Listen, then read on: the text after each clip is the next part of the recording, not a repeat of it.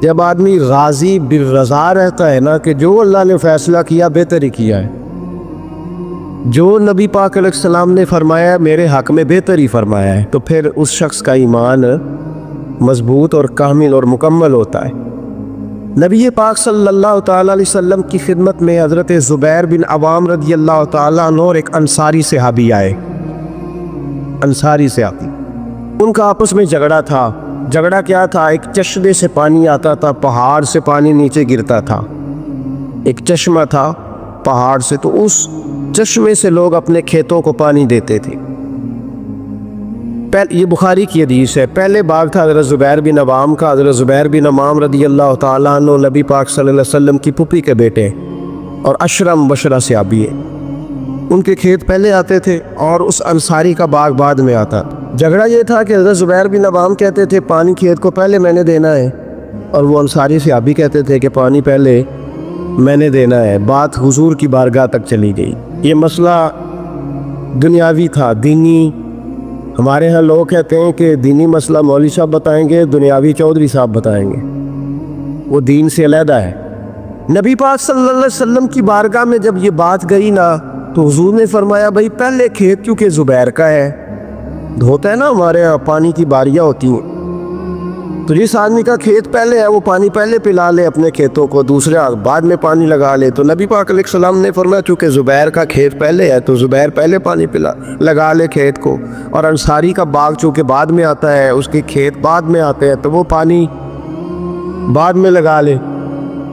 اب وہ انصاری پر یہ بات بوجھ گزری تو بے سمجھی میں، بے دھیانی میں، جوش جذبات میں بڑا سخت جملہ کہہ گئے۔ کہنے لگے یا رسول اللہ صلی اللہ علیہ وسلم، زبیر دراصل آپ کی پھوپھی کے بیٹے ہیں نا، تو میں تو پھوپھی کا بیٹا نہیں، اس لیے آپ نے فوراً فیصلہ ان کے حق میں دیا ہے۔ محبوب تو ابھی کوئی جواب دیتے ہی اللہ کے قرآن نے بولنا شروع کر دیا، اور قرآن پاک کی آیت آئی، فرمایا فَلَا وَرَبِّكَ لَا يُؤْمِنُونَ حَتَّى يُحَكِّمُوكَ فِي مَا شَجَرَ بَيْنَهُمْ۔ رب کریم نے فرمایا محبوب مجھے تیرے رب کی قسم، یہ اتنی دیر تک مومن ہو ہی نہیں سکتے جب تک اپنے ہر معاملے میں تیرا فیصلہ قبول نہ کر لیں۔ جب تک ہر معاملے میں تیرا فیصلہ قبول نہ کرے اتنی دیر تک مومن ہو سکتے۔ اب اگلے لفظوں پہ غور کرنا ہے، فیصلہ بھی قبول کرے، اور اگلی بات کیا ہے؟ ارشاد فرمائے ثم لا یجدوا فی انفسہم حرجا مما قضیت، اور محبوب پھر جو تو فیصلہ کرے اس فیصلے میں یہ اپنے دل میں کوئی رکاوٹ بھی محسوس نہ کرے، اپنے دل میں کوئی رکاوٹ بھی۔ کان آنکھیں دل کھول کے سنے کیا کہہ رہا ہوں۔ نبی پاک کے کسی فیصلے پر اپنے دل میں کوئی رکاوٹ محسوس، وَيُسَلِّمُ تَسْلِيمًا، دل سے حضور کے فیصلے مانے، نبی پاک کے فیصلے دل سے، کوئی طبیعت میں رکاوٹ نہیں آنی چاہیے، ذرا برابر بھی کوئی رکاوٹ نہ آئے دل میں کہ حضور کا فیصلہ ایک طرف ہے اور میری بات ایک طرف۔ فوراً نبی پاک کا فیصلہ مانے، دل سے مانے، راضی بالرضا رہے۔ جب تک یہ کام نہیں ہوگا اتنی دیر تک ایمان مکمل۔ ہمارے ہاں لوگ بوجھ سمجھنے لگے ہیں شریعت کے معاملات، بڑا مشکل ہے جی۔ زکوٰۃ اب 2.5% پوری، ہر 100 میں سے 2.5 روپے دے اپنے کمائے ہوئے، اتنی سخت گرمی میں روزے۔ لوگ اس طرح کی بات کرتے ہیں جو رضا سے آگے جاتی ہے، جس میں محسوس ہوتا ہے کہ یہ یار بڑی پکی سچی پیڑھی بات ہے۔ دیکھو میری طرف، مجھے پتہ چل جائے نا کہ میرے ساتھ جو آدمی بیٹھا ہو بڑا تنگ ہے، تو میں اسے کہوں گا صاحب تو گھر جا، میں نہیں بوجھ بننا چاہتا تیرے اوپر، تو گھر جا۔ اگر تو تکلیف میں ہے تو مجھے کیا مصیبت بنی ہے تجھے ساتھ رکھنے کی؟ تھوڑا غور کریں بات پہ۔ اگر دین معاذ اللہ مسلمان کے لیے بوجھ بن جائے تو کیا اللہ کی رحمت نازل ہوگی؟ کیا اللہ خوش ہوگا؟ ہم اس طرح کے جملے بولتے ہیں اپنے دین کے بارے میں، مذہب کے بارے میں، اس طرح کی باتیں کرتے ہیں جو بڑی تکلیف اور نقصان کا باعث ہوتی۔ حضرت عمر فاروق رضی اللہ، ان کی ساری باتوں کی کیا ہی بات، بلکہ حضرت عمر کی ہر بات کی کیا ہی بات ہے۔ حضرت عمر جب حضور صلی اللہ علیہ وسلم کبھی کسی صحابی سے ناراض ہوتے نا، جلال میں ہوتے، تو جناب عمر فاروق رضی اللہ تعالیٰ عنہ کونیوں کے بل حضور کے آگے بیٹھ جاتے، کونیاں زمین پہ ٹکا کے نا، جیسے بندہ لیٹ جاتا ہے، کونیاں ٹکا کے، گھٹنے ٹکا کے بیٹھ جاتے۔ پتہ جملہ کیا بولتے؟ اتنا خوبصورت فکرہ، اتنا پیارا جملہ، پتہ کیا کہتے؟ کہتے رضیت باللہ ربا وبالاسلام دینا وسیدنا و مولانا محمد نبی و رسولا. سب کہیے صلی اللہ تعالی علیہ وسلم. حضرت عمر جملہ بولتے، کیا خوبصورت انداز ہے گفتگو کا. کہتے رضیت باللہ ربا، یا رسول اللہ میں بڑا ہی راضی ہوں کہ اللہ میرا رب ہے. میں اس بات پہ سبحان اللہ. دیکھیے فکر پہ غور. رضیت باللہ ربا، حضور اللہ کے رب ہونے پہ میں بڑا ہی راضی ہوں کہ اللہ ہمارا رب ہے، اور میں بڑا ہی راضی ہوں کہ اسلام ہمارا دین ہے. وسیدنا و مولانا محمد نبی و رسولا، اور یا رسول اللہ میں اس بات پر بڑا ہی راضی ہوں کہ اللہ نے آپ کو ہمارا نبی اور رسول بنایا ہے. رضیت باللہ ربا و بالاسلام دینا. ہمارے سلسلہ عالیہ میں جب مرید کیا جاتا ہے نا تو ایک شجرہ شریف دیا جاتا ہے، پھر جب مرید اس کو پڑھ لیتا ہے پھر اس کو الوظیفۃ الکریمہ دیتے ہیں. اب تو خیر مرید وظیفے نہیں پڑھتے، وہ کہتے ہیں کوئی ضرورت، پیر صاحب نظر کرے اور چھٹی. جی سید فیض الحسن شاہ صاحب فرمایا کرتے تھے مرید کہنے سانو وظیفے نہ پڑھاؤ، نمازہ نہ پڑھاؤ، سانو انجے ہی پہنچاؤ. کتنے پہنچائیے انجے جی؟ جب اللہ رسول نے نمازوں کا حکم دیا ہے تو پھر کسی اور جگہ تو بندہ پہنچ سکتا ہے، ان کی بارگاہ میں پہنچ سکتا ہے. ایک بندہ میں نے اپنے شجرے میں لکھا ہے آخر پہ، میں نے کہا جو آدمی کسی اسکول میں داخلہ لے اور سبق ہی یاد نہ کرے، کتابیں نہ پڑھے، اور پھر وہ کہے جی میں فیل ہو گیا، تو پھر اس کا مطلب ہے غلطی استاد کی، غلطی اس کی ہے جس نے نہ سبق پڑھا نہ اس نے نصاب کھول کے دیکھا. تو بہت سارے لوگ بس ٹھیک ہے گزارا چل رہا ہے، نظام چل رہا ہے، تو پھر بات آگے کیسے بڑھے گی جب تک لوگ توجہ نہیں کریں. تو جب انسان سمجھ لیتا ہے، اپنے ماحول کو سمجھتا ہے، وہ راضی رہتا ہے کہ مجھے بڑا سکون ہے جی نماز میں، مجھے تلاوت قرآن میں. میں ایک بات بتاتا ہوں آپ کو، مجھے میرے ایک ساتھی نے ایک فون کیا. کئی دفعہ بندہ خود بات کر کے اسے خود بڑا مزہ آتا ہے، اور وہ بات اسے بعد میں سمجھ آتی ہے کہ یہ میں نے کیا کہہ دیا ہے. مجھے ایک سنگی نے فون کیا، کہنے لگا گرمی بڑی سخت ہے، سیر کرنے نہ چلے 2-4 دنوں کے لیے، ٹھنڈی جگہ چلتے ہیں 2-4 دن کے لیے. تو میں نے کہا یار اللہ نے ڈیوٹی ایسی لگا دی ہے کہ سارا سال ہی سیر ہوتی رہتی ہے، تو میں رہتا ہی شہر پہ ہوں تو میں تیرے ساتھ کیوں جاؤں. کہنے لگا یار بندہ ایک طرح کا کام کر کر کے نا اکتا جاتا ہے، روز ڈیوٹی، روز نوکری. یہ ذرا غور سے بات سنیے گا، وہی روز سارے معاملات افسر وہی، تو بندہ اکتا بھی تو جاتا ہے نا. تو میرا خیال ہے 2-4 دن نا ذرا سائڈ پہ جاؤ، تو بھی تو نکلنا، کٹھے چلتے. پرانی دوستی تھی. تو میں نے اس کو کہا یار تو اکتایا ہے، لیکن تیرے سوال کے جواب میں کہتا ہوں الحمدللہ میں اپنے کام سے کبھی نہیں اکتایا. میں اپنے کام سے کبھی اکتایا نہ مدرسے کے طالب علموں کی باتیں سن کے، نہ ان کو اسباق دے کے، نہ کبھی کتاب پڑھ کے، نہ کبھی حدیث دیکھ کے، نہ کبھی جمعہ پڑھا کے، نہ کبھی تقریر کر کے، نہ روز مسئلہ بتا کے. لیکن نا بندہ تھک بھی تو جاتا ہے نا، ایک ہی بات ہر بندہ سوال پوچھ رہا ہے اس طرح کے. میں جب اکتایا ہی نہیں، جب مجھے کبھی اکتاہٹ ہوئی نہیں، تو میں اپنا کام چھوڑ کے کیوں جاؤں. بلکہ جتنا اللہ کام لیتا جاتا ہے مجھے تو مزہ آتا جاتا ہے.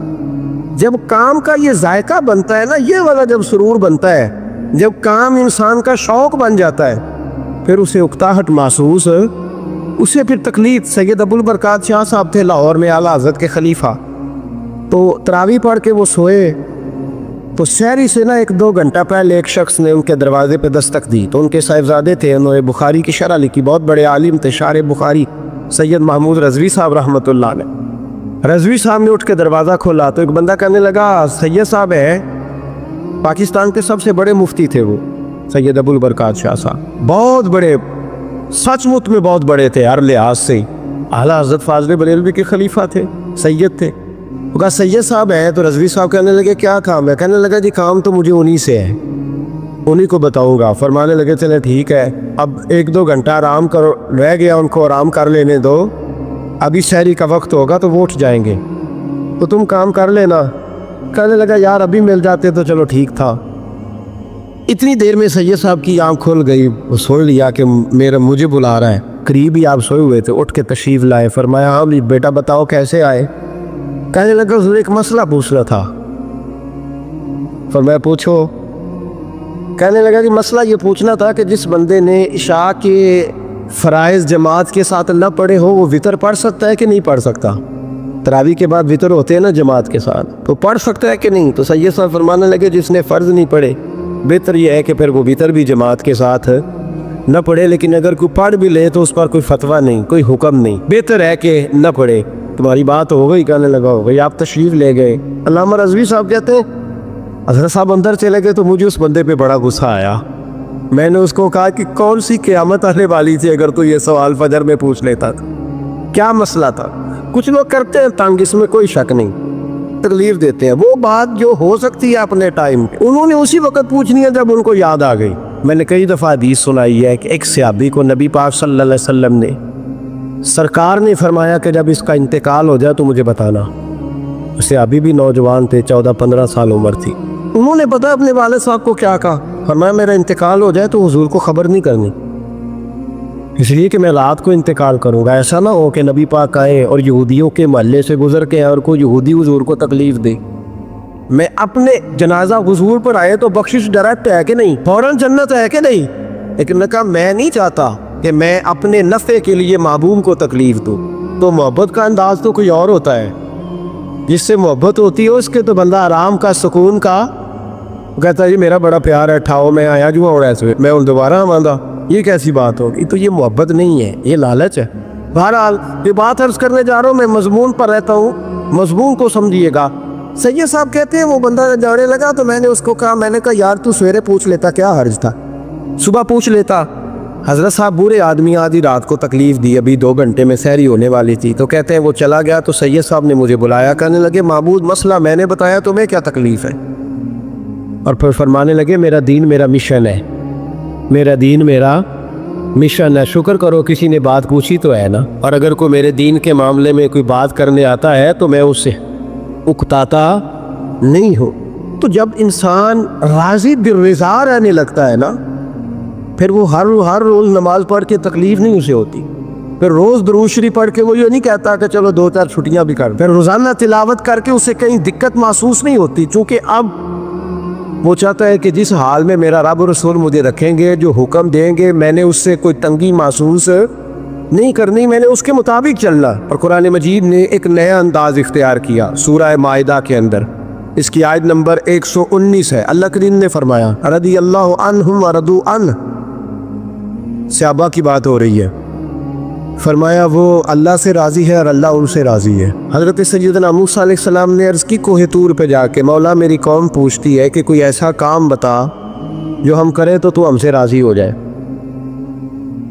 हज़रत मूसा की कौम का ख्याल था कि तहज्जुद का हुक्म आएगा तो पढ़ेंगे, सदक़ात का हुक्म आएगा तो देंगे, जिहाद की बात होगी तो करेंगे। कुछ जो नेक लोग थे उनमें से उन्होंने ये पैगाम दिया कि मालिक हमें बताए कि वो किस काम पे राज़ी होता है, हम वो काम करें ताकि अल्लाह हमसे राज़ी हो जाए। हज़रत मूसा कलीम कहते हैं मैंने अर्ज़ की मौला मेरी कौम पूछती है कि कौन सा ऐसा काम करें कि तू राज़ी हो जाए। तो रब करीम ने इरशाद फरमाया, मूसा कहते मेरा ख्याल था कोई लिस्ट मिलेगी, लेकिन मालिक ने एक जुमला कहा,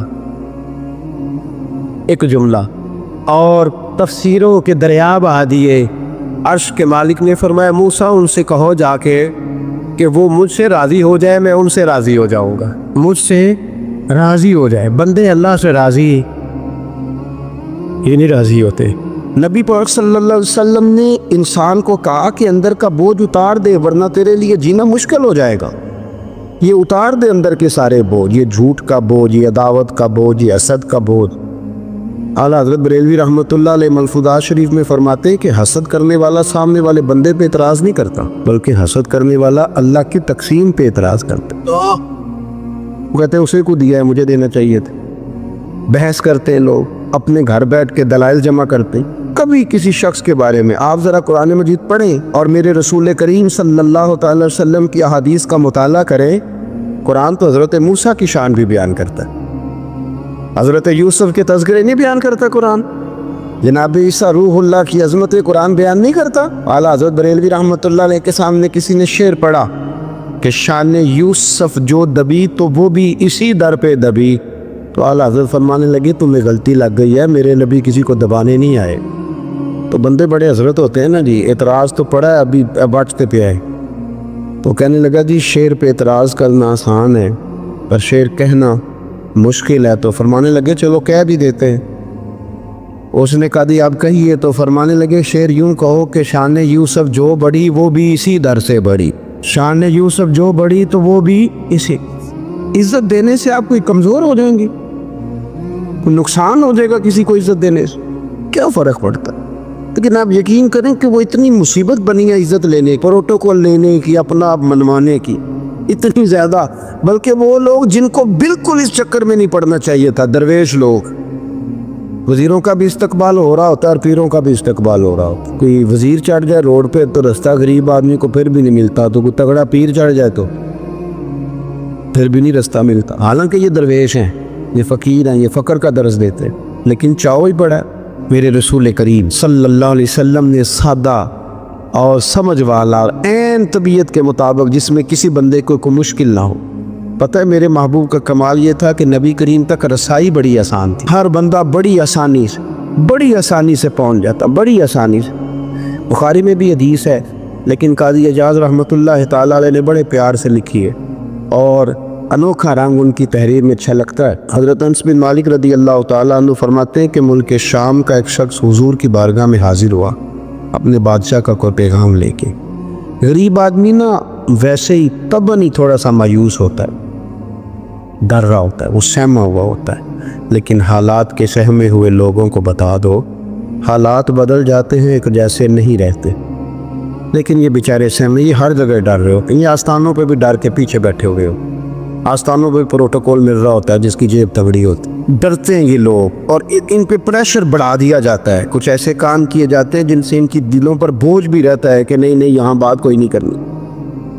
حضرت انس بن مالک رضی اللہ تعالیٰ عنہ فرماتے ہیں جب وہ آیا نا نبی کریم کی بارگاہ میں تو وہ کانپنے لگا، کوئی بات بھی نہیں ہوئی، کوئی ایسا مسئلہ بھی نہیں ہوا، لیکن وہ کانپنے لگا اور تھر تھر کانپنے لگا۔ تو اللہ کے رسول صلی اللہ علیہ وسلم نے اسے فرمایا کہ کیوں ڈرتے ہو، کیا بات؟ کہنے لگا میں مدینے کی جو ریاست ہے اس کے سربراہ کے پاس آیا، غریب آدمی ہوں، ڈر لگتا ہے کوئی ایسی بات نہ ہو جائے کہ آپ ناراض ہو جائیں۔ انہوں نے تو دیکھا تھا نا ان لوگوں کو کہ جو جانور کو مالک کی مرضی کے بغیر چھاؤں میں باندھ دیتے تھے تو مار پڑتی تھی، اتنا سیانا ہو گیا تو مرضی کرے گا، مجھے ڈر لگ رہا ہے۔ حضرت انس بن مالک کہتے ہیں بات کہاں کی تھی، چلی کہاں گئی، اس نے کیا کہا اور پھر جواب میں میرے محبوب نے کیا فرمایا۔ آپ ذرا بات کا لیول دیکھیں اور حضور کی گفتگو کا سٹیٹس دیکھیں۔ یہ وہ لوگ، یہ وہ تربیت ہے جو لوگوں کے دلوں اور روحوں تک اترتی ہے۔ میرے نبی کریم صلی اللہ تعالیٰ علیہ وسلم نے بات سنی تو حضور رو پڑے، اور اتنا روئے کہ گھٹنوں کے بل زمین پر بیٹھ گئے۔ جناب انس بن مالک فرماتے ہیں حضور فرمانے لگے نہ بھائی تو کسی بادشاہ کے پاس نہیں آیا، نہ تو کسی حکمران کے پاس نہیں آیا، تو اس بیٹے کے پاس آیا ہے جس کی ماں گوشت کے خشک ٹکڑے کھا کے بھی رات گزار لیا کرتی۔ میری ماں تو گوشت کے خشک ٹکڑے کھا کے رات گزار لیتی تھی، نہ تو کسی۔ حضرت انس بن مالک کہتے ہیں اس نے بات سنی تو وہ بھی رو پڑا، اور میں نے سنی تو میں بھی رو پڑا۔ دوستو رسول کریم دیکھیں نا ہم لوگوں نے کس طرح کا لیول بنایا ہوا ہے، ابھی تک وہ جو دولت کا رٹا ہے تھوڑا بہت وہ ابھی تک چلتا ہے، ابھی تک خاندان کے اندر کوئی بندہ امیر ہو جائے تو چودھری بھی وہی ہوتا ہے، سیانہ بھی، میرا تو خیال ہے پیر بھی وہی ہوتا ہے، شرط یہ ہے کہ اس کے پاس پیسے ہونے چاہیے، وہی شیخ ہوتا ہے، سارا کچھ وہی ہوتا ہے۔ نبی پاک صلی اللہ علیہ وسلم نے ہمیں کہا کہ یہ تمہارے اندر کے بوجھ ہیں، ماہا کافی صدر، گناہ جو ہوتا ہے یہ کھٹکتا ہے سینے میں، یہ بندے کو پریشان کرتا ہے، بندہ تکلیف میں ہوتا ہے کسی کو پتہ نہ چل جائے۔ ہم لوگوں نے آہستہ آہستہ کر کے نا احساسات کی دنیا چھوڑ دی ہے، ہمارا مزاج نہیں، چھوٹی چھوٹی باتیں ہوتی ہیں لیکن ہم توجہ نہیں کرتے۔ کوئی اتنا مشکل بات نہیں کہ رات کو بیٹا پھل لے کے آیا تو اپنی بیوی کے کمرے میں چلا گیا، لوگ اس کی ماں کو اور اس کے باپ کو یہ بات آسانی سے کہہ دیتے ہیں کہ آپ حوصلہ کریں، دفع کریں، جو کر رہا ہے کرنے دیں، لیکن جس بندے کی کل کمائی اس کا پتر ہو اور بھری جوانی میں جس نے کہا ہو بیوی سے کہ چل میں پرانے کپڑوں پہ عید گزار لوں گا، تو نئے کپڑے بچوں کے لے آ، جس نے 30 سال سعودی عرب میں، دبئی میں، مسقط میں، پردیس میں گزارے ہو پر وہاں کمبل بھی نہ بدلا ہو کہ چلو بچے میرے پڑھ جائیں، اس کی کل کمائی باغ تیرے دی کر کر راکھی، ساری عمر گزاری تو جدوں یہ باغ پکن پہ آیا رہ گئے اور وپاری، تو وہ پھر جا کے تو 6 کلو رکھ کے پلیٹ میں اپنی بیوی سے کہتا ہے جا ابا جی کو دے آ، یہ کہنا آسان ہے باپ کو کہ تو صبر کر حوصلہ کر، پر وہ باپ جب پیچھے پلٹ کے دیکھتا ہے تو کہتا ہے دنیا نے تو تجھے تحفہ دیا ہوگا، میں نے تو جوانی تجھے دے دی، خوشیاں ساری تیرے نام کر دی اور تو